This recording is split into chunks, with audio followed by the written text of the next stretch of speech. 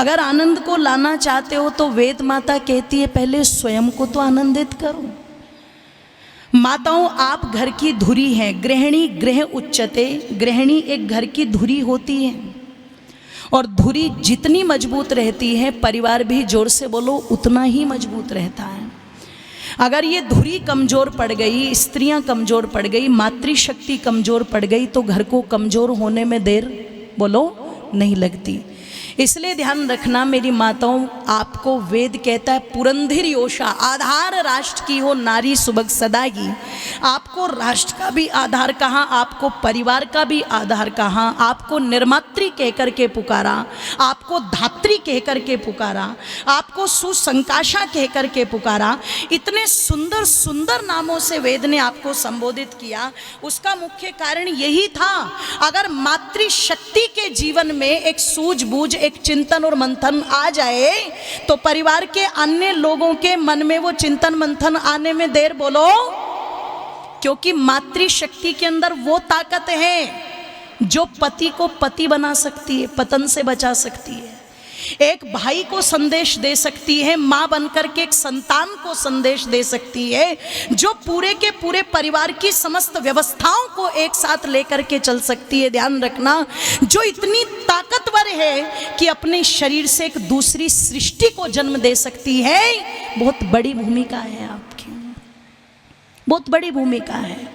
इसलिए कहा कि अगर वो पक्ष मजबूत रहेगा तो पूरा का पूरा परिवार मजबूत रहेगा, और अगर वो पक्ष कमजोर हो जाए तो परिवार को कमजोर होने में देर नहीं लगती। जिस घर का नारी पक्ष मजबूत है वहां पर पति का सुधार भी हो जाएगा। जिस घर का नारी पक्ष मजबूत है वहां पर बड़ों की सेवा भी, बोलो, होगी कि नहीं होगी। अगर घर की नारी चाहती है कि बड़े बुजुर्गों का सम्मान होना चाहिए तो होगा। कोई ताकत वहाँ से उस बड़े बुजुर्ग के सम्मान को ख़त्म नहीं कर सकती। और अगर वो ठान ले कि इन्हें तो मुझे रोटी देनी नहीं है, तो फिर कोई एडी से चोटी तक का जोर लगा ले, फिर वो सम्मान वहाँ पर हो भी नहीं सकता। जहाँ पर माता ठान ले कि मुझे अपने बच्चों को ये अच्छे संस्कार देने हैं, वो दे करके छोड़ेगी। और जहाँ माँ बच्चों के अंदर बिगाड़ लाना शुरू कर दे तो उनको दुनिया की कोई ताकत, जोर से बोलो, सुधार भी नहीं सकती। इसलिए बहुत बड़ी सामर्थ्य, बहुत बड़ी ताकत आपकी है। उस ताकत को अगर अपने अंदर सहेज करके रखोगी तो छोटी छोटी चीजों से बाहर निकल करके अपने चिंतन को विस्तार दो, अपने जीवन के उद्देश्य को समझने का प्रयास करो। केवल खाना, सोना, संतान पैदा करना, यहीं तक हमारा जीवन सीमित नहीं है। शास्त्रकार कहता है ये तो सामान्य में तत् पशुभे नराणाम, ये तो सामान्य कार्य हैं जो पशु भी करता है। और अगर इन्हीं सामान्य कार्यों में हमारा जीवन व्यतीत हो रहा है तो फिर हमारा जीवन किसी काम का, जोर से बोलो, सामान्य से ऊपर उठ कर के कुछ होना चाहिए। और जिन्होंने सामान्य से कुछ ऊपर उठ कर के सोचा है अपने लिए, अपने परिवार के लिए, अपने समाज के लिए, कहीं ना कहीं वो दूसरों की प्रेरणा के स्रोत बने हैं कि नहीं बने हैं। इसलिए कहा था किसी ने कि यदि माताओं बहनों के अंदर थोड़ी सी जागृति आ जाए तो समाज को जागृत होने में देर नहीं लगती। और जागृति से मेरा तात्पर्य ये नहीं है कि आपके अंदर बुराइयां बहुत ज़्यादा है, नहीं, मैं उस प्रकार की बात नहीं कर रही हूँ। जागृति से तात्पर्य यही है यदि मेरी माताओं का चिंतन और मंथन इस प्रकार का हो जाए जैसे कभी गार्गी विदुषी का हुआ करता था, जैसे कभी मैत्रेयी का हुआ करता था, जैसे कभी अपाला और घोषा का हुआ करता था, जैसे कभी माता कौशल्या का चिंतन हुआ करता था, जैसे कभी भगवती माता सीता का चिंतन हुआ करता था। मैं जिस परिवार के सामंजस्य की बात कर रही थी मेरी माताओं बंधुओं, जरा विचार करके देखना, चिंतन करके देखना, जिसके बेटे को बिना किसी अपराध के 14 वर्ष का वनवास दे दिया हूँ और बेटा विदाई मांगने के लिए आया और माँ ने ये कह दिया हो कि पिता से ज़्यादा अधिकार माँ का होता है, तेरे पिता ने आदेश दिया है राम, लेकिन मैं तुझे वन नहीं जाने दूंगी। उस समय मर्यादा पुरुषोत्तम श्री राम ने एक ही बात कही थी, माँ अगर माँ ने भी कह दिया हो तो पलट करके कौशल्या ने एक बार भी ये नहीं पूछा कि कौन सी माँ, तेरी माँ तो मैं हूँ, पूछा था क्या जी? बोलो। अगर आज की कौशल्या होती तो केकई पर 72 केस कर देती, ध्यान रखना। इतने दावे करती कि केकई केस लड़ती लड़ती मर जाती कि नहीं मर जाती? बोलो, है ना। पर सोचो जरा, कितने धैर्य, कितनी शालीनता से ये कह दिया। अगर माँ ने भी कहा है तो बेटे फिर नहीं रोकूंगी, फिर चले जाओ। क्या आज ये धैर्य हमारे परिवारों में है? देवरानी के बच्चों को जेठानी कुछ कह नहीं सकती, हिम्मत नहीं है। और मुझे कभी कभी आश्चर्य होता है, क्या ये भारत वही देश है जहाँ पर एक पड़ोसी भी पड़ोसी के बच्चे को गलत चलते हुए देखता था तो तुरंत चाटा मार देता था, और बच्चा घर जाकर के माँ बाप को नहीं बताता था कि किसी पड़ोस के व्यक्ति ने मुझे चाटा मारा। क्यों? अगर मैं बताऊंगा तो उल्टे थप्पड़, बोलो, मुझे ही पड़ेंगे। क्यों? तूने कुछ गलत किया होगा। अच्छा, बच्चे का सुधार हो जाता था कि नहीं हो जाता था? आज घर के घर में कह नहीं सकता कोई कुछ। तुम्हारी हिम्मत कैसे हुई कहने की? तुम्हारी हिम्मत कैसे हुई कहने की? खबरदार अगर मेरे बच्चों से कुछ कहा, ये बिगड़े तो भी मेरे और सुधरे, जोर से बोलो, तो भी मेरे। और हम उस घर के अंदर जय जयकार लगाते, रामा रामा हरे हरे और हलवा खाओ पड़े पड़े, वहाँ लगा रहे हैं हम जय जयकार।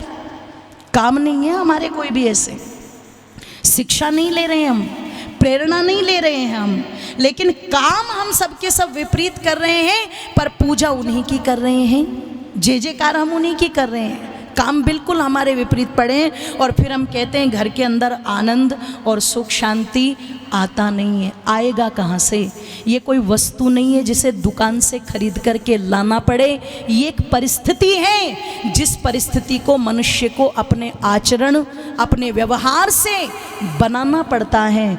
बाहर जाकर के व्यक्ति भाषण दे दे चल जाएंगे, पर मातो बंधुओं, घर के अंदर भाषण नहीं चलते, घर के अंदर व्यक्ति का आचरण चलता है। आप जैसा जैसा अपना आचरण वहाँ पर दिखाएंगे, वैसा वैसा परिवार का वातावरण बनता चला जाएगा। इसलिए वेद माता कहती है, अगर घर को स्वर्ग बनाना चाहते हो तो अपने अंदर ये भाव लेकर के आओ, इदं न मम, मेरे लिए नहीं, मैं समर्पित हूँ अपने सास ससुर के लिए, मैं समर्पित हूँ अपने पति के लिए, मैं समर्पित हूँ अपने बच्चों के लिए, मैं समर्पित हूँ अपने परिवार के लिए। और ये समर्पण जब घर के प्रति होता है तो ध्यान रखना, घर वालों का समर्पण भी फिर उनके प्रति पूरा पूरा, बोलो, होता है कि नहीं होता है? होना भी चाहिए, होना भी चाहिए। क्यों? कवि ने बड़ी सुंदर पंक्तियां लिखी थी। किनारे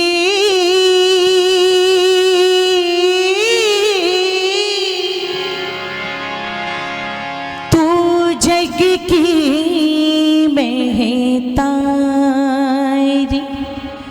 और माताओं, ये मत समझिएगा कि ये सारे उपदेश हमारे लिए ही हैं, उपदेश सबके लिए हैं, पर जिसका जितना बड़ा पद होता है उसकी जिम्मेदारी उतनी ही, बोलो, ज़्यादा होती है। तुम ब्रह्मा हो अपने गृहस्थ की, तुम्हारी जिम्मेदारी बहुत बड़ी है, इसलिए संबोधित करके कह रही हूँ। किनारी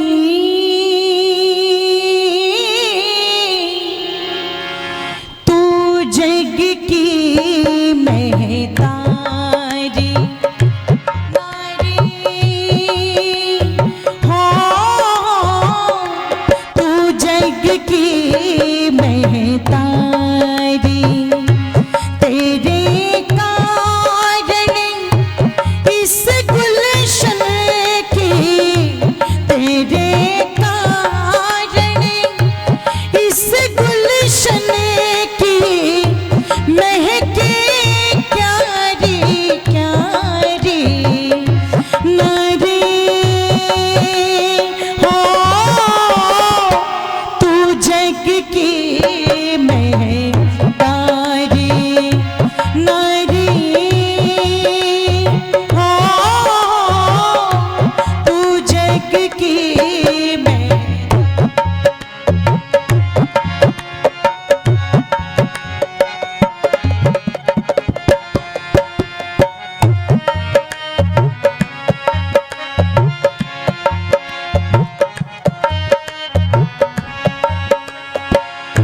राम भरत की माता तू है, राम भरत की माता तू है, श्री कृष्ण की धाता तू है, श्री कृष्ण की धाता तू है, उन सब की निज माता तू है, उन सब की निज माता तू है, जितने भी अवतारी नारी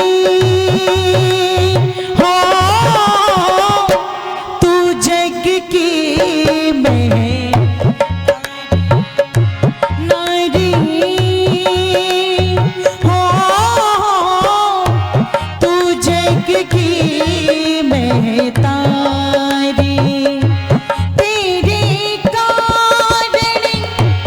इस गुलशन की, तेरे कारण इस गुलशन की महके क्यारी क्यारी नारी हो, तू जग की मैं तारी नारी हो, तू जग की।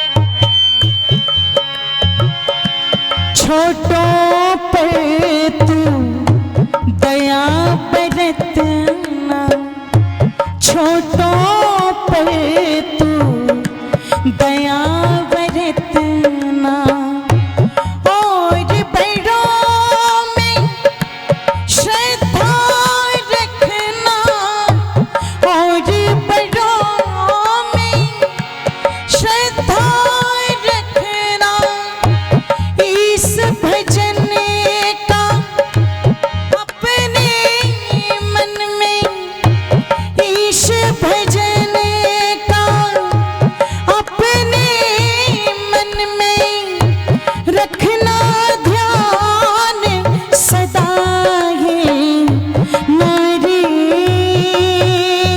हो, तू जग की मैं तारी नारी हो, तू जग की मैं तारी, तेरे कारण इस गुलशन की, तेरे कारण इस गुलशन की महके क्यारी क्यारी नारी हो, तू जग की मैं नारी हो, तू जग की मैं तारी नारी हो, तू जग की मैं तारी, तू जग की मैं तारी, तू जग की मैं तारी, तू जग की मैं तारी। बोलिए सत्य सनातन वैदिक धर्म की जय हो। ये राशि देकर के जिन्होंने सम्मानित किया उनका धन्यवाद।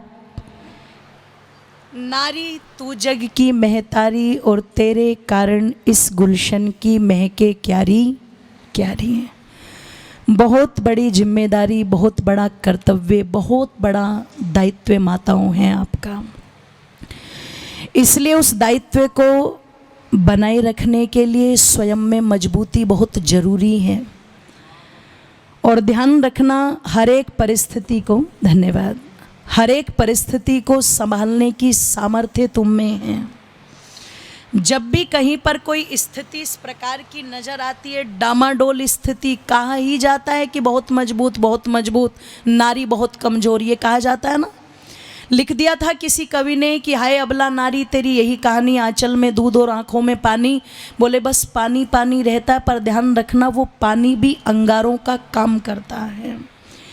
एक नहीं अनेक उदाहरण ऐसे हैं, इसलिए उन उदाहरणों को लेकर के एक बात कही जाती है कि किसी कामयाब घर के पीछे, किसी कामयाब पुरुष के पीछे किसकी भूमिका होती है जी, बोलो, नारी की होती।